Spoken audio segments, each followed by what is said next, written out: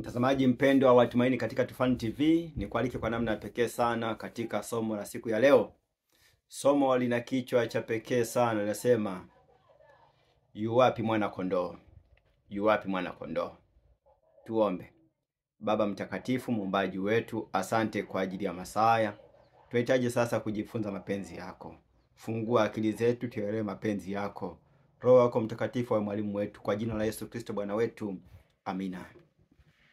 Mtazamaji mpendwa, ukisoma katika kitabu cha Mwanzo sura 22, aya yake ni ya 7 na ile ya 8. Biblia inasema, Isaka akasema na Ibrahimu baba yake, akinena, babangu? Naye akasema, mimi hapa mwanangu. Akasema, tazama, moto upo na kuni zipo, lakini yuko wapi mwana kondoo kwa sadaka ya kuteketezwa? Aya ya 8, Ibrahimu akasema, mwanangu, Mungu atajipatia mwana kondoo kwa hiyo sadaka mwanangu. Basi wakaendelea wote wawili pamoja. Bwana Yesu asifiwe sana. Sikiza mtazamaji mpendwa. Ibrahimu alikuwa amepokea wito wa kumtoa mwanae wa pekee, mwanae mpendwa, mwanae wa uzeeni, Isaka, aliyempata akiwa na umri wa miaka 100.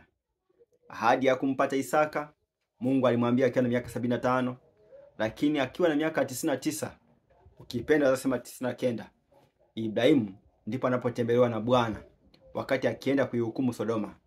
Ibrahimu anampokea Bwana. Alipoona malaika wageni watatu wakitembea, akakimbia kwenda kuwalaki, na anapokwenda kuwalaki anawakarimu, anawapa chakula, na ndipo Mungu anampatia ahadi ya kumbariki kwa kupata mtoto wa ahadi, kama ambavyo Bwana alikuwa amemwahidi.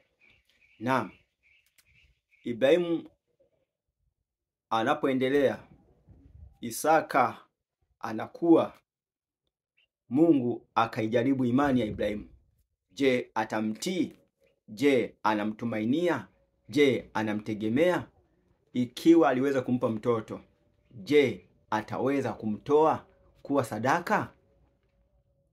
Ukweli ni kwamba kwa kawaida sadaka zilikuwa zinatolewa ni za wanyama: kondoo, ng'ombe, mbuzi, njiwa kwa maskini kabisa. Lakini safari hii Mungu anaipima imani ya Ibrahimu, lakini ujumbe wa kiunabii. Ndipo Mungu anamwambia, nenda ukamtoe mwanao. Akamwambia, baada ya siku 3 safiri uende. Nataka kukupatia tu kisa hiki kwa ufupi na ujumbe wa aya hizi mbili, Mwanzo 22 aya 7 na 8, kama tulivyosoma. Siku ya safari inaanza. Ibrahimu anamchukua mwanawe, anachukua punda, anaandaa kuni, anaandaa moto, anaandaa kisu, lakini hawana mwana kondoo. Akaondoka na watumishi wake. Wanaposafiri wamefika njiani, Ibrahimu anawaacha watumishi wake. Ilikuwa ni safari ya siku 3. Kwa nini siku 3? Hii ilikuwa ni uwezo wa Mungu kumpima Ibrahimu, kuona kama kweli ataweza kukubali. Siku 3 ilikuwa ni kipindi cha matazamio, kuona kusudi na nia ya moyo wa Ibrahimu. Je, yuko tayari? Maana watu wengi walipoambiwa wafanye jambo na Mungu, wengine walikaidi kabla ya kufika. Kuna watu wanapokwenda kanisani ama wanapobarikiwa katikati ya juma, huwa wanakuwa wazito kupeleka kuvumilia kuto kuitumia fedha na kuitunza kwa ajili ya matoleo. Wako wengi walikula pesa badala ya kuipeleka kanisani. Hawa ni sawa na mtu ambaye alikuwa pengine agairi safari ya kumtoa mwanawe, lakini Ibrahimu kwa uaminifu wake alikubali kumtoa Isaka mwanawe. Wakiwa njiani, ndipo Ibrahimu anapewa swali gumu ambalo lilipasua moyo, swali ambalo ni nyeti la kutafakarisha. Moto tunao, kuni tunazo, yu wapi mwana kondoo kwa ajili ya sadaka? Tazamaji mpendwa, swali hili lilirudi kugonga moyo Ibrahimu kwamba, baba, kama kuna sadaka unaitoa, je, utabaki na nini? Utabaki na nini? Ilikuwa ni swali ambalo inawezekana lingemtoa Ibrahimu machozi, lakini Ibrahimu kwa imani alitamka maneno haya: Bwana Mungu atajipatia mwenyewe sadaka. Bwana asifiwe. Isaka aliona kuni wanazo, moto wanao. Haya yana maana sana kinabii. Kuni huwakilisha jitihada na nguvu zetu, matendo yetu mema ambayo tunayafanya. Kuna wakati katika maisha ya safari ya imani tunaweza kuzani jitihada zetu, matendo yetu mema, kuwasaidia wahitaji, kuwapatia sadaka, kuimba kwaya, kuhubiri sana, lakini tukafanya yote hayo bila mwana kondoo wa kuteketezwa, hayo yote ni bure.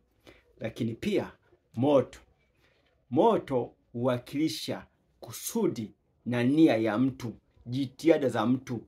Moto huwakilisha shauku ama msisimko tulio nao, ama hisia tulizo nazo, ama kusudi tulio nalo katika kumtumikia Mungu. Tuweza kufanya hayo yote, tuweza kutenda hayo yote, lakini ikiwa tutayafanya bila kuwa na mwana kondoo, bila kuwa na Kristo, hayo yote ni kazi bure. Mtazamaji mpendwa, nikutie moyo. Kuna wakati yawezekana umefanya uliyoyafanya, umekuwa na bidii katika kumtumikia Mungu, lakini ikiwa utakuwa na bidii ukataka kudhani ya kwamba wewe kwa hayo yatakufanya ufaye kwenda mbinguni, hayo yote ni kazi bure. Isaka alisema, moto tunao na kuni tunazo, yuwapi mwana kondoo? Mtazamaji mpendwa, jitihada zetu, nguvu zetu, uwezo wetu, maarifa yetu, vipawa vyetu na karama tulizo nazo, ikiwa tunadhani hizo zaweza kutuokoa, bila Kristo, mwana kondoo wa Mungu aichukue dhambi ya ulimwengu, hatuwezi kamwe kumpendeza Mungu katika mambo yote hayo. Mahali fulani Isaya anaandika, anasema matendo yetu yote tunayoyatenda ni mavazi machafu. Hiyo haki ni haki ambayo kwa hiyo tunaweza kudhani ni haki ambayo itafanya tufae mbele za Bwana. Hayo yote ni bure mpaka tuvikwe haki ya Kristo, mpaka tukubali kumweka Kristo kuwa sadaka ya kuteketezwa. Kaini ni mfano wa watu ambao kimsingi wamekuwa na jitihada katika kuhakikisha ya kwamba wanafanya kumpendeza Mungu kwa mali zao, kwa vyote walivyo navyo. Lakini Biblia inasema kamwe Bwana hakuitakabali sadaka ya Kaini. Lakini kwa sababu Habili alitoa kondoo, alikubali kumweka Kristo mbele, Biblia inasema Bwana akaitakabali sadaka ya Habili. Na kupendekezea kuwa Habili leo, kuwa Ibrahimu leo, kuwa Bwana mwenyewe, maana Bwana alimtoa Kristo ili awe sadaka ya kuteketezwa. Kwa Kristo, yeye kwa damu yake tunakuwa na ujasiri wa kwenda mbele ya kiti cha enzi cha Mungu. Kwa ujasiri tunakuwa na ujasiri wa kwenda mbele za kiti cha enzi cha Mungu. Leo chagua kumtanguliza Kristo. Swali ni hili: mwana kondoo yuko wapi? Mwana kondoo yuko wapi? Mwana kondoo ni Kristo. Kwa nini? Katika Ufunuo sura ya 5 Biblia inasema Kristo alikuwa ni mwana kondoo aliyechinjwa, na viumbe wa mbinguni, malaika na viumbe wote wa mbinguni wakaimba, astahili mwana kondoo, astahili. Ni Yesu Kristo peke yake anayestahili. Sisi wenyewe, wewe mwenyewe, mimi mwenyewe, siwezi kujiokoa, siwezi kumpendeza Mungu ila kupitia Kristo Yesu. Chagua Yesu Kristo awe ndiye kondoo wako. Bwana akubariki sana. Tuombe. Baba mwema, muumbaji wetu, tunakushukuru sana kwa ajili ya kifo cha Yesu msalabani. Kwa kupigwa kwake sisi tumepona. Tusaidie tupate kusimama imara tunapomweka Kristo mbele. Mavazi yetu, tabia zetu, Mienendo yetu inafichwa katika haki yake. Neema yako yatosha. Ni katika jina lako Yesu Kristo Bwana tunaomba na kushukuru. Amen.